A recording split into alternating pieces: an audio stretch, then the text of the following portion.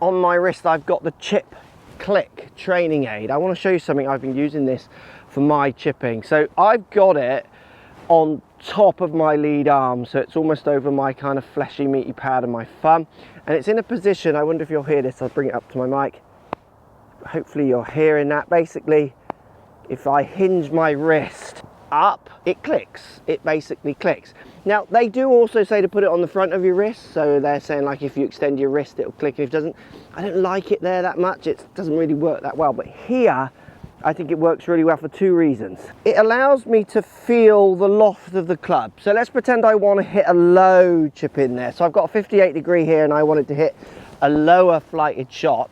What happens is I don't click the clicker. I don't hinge my wrist up this way.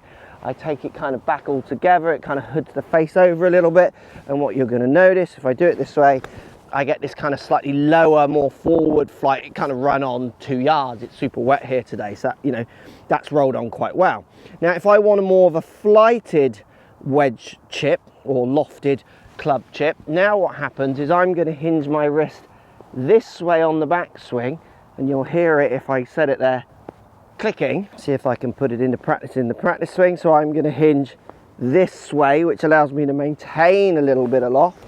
And I know if I get that click, I get a much more flighted, lofted one. See how that's kind of run on less than a yard and certainly went much higher, because by getting my wrist to go this way with a bit of turn, I keep the loft on, where if I keep the click out, I actually start hooding the face over, which changes the loft, changes the delivery, changes my chip, gives me more options on the course to go for the flighted or the lower one.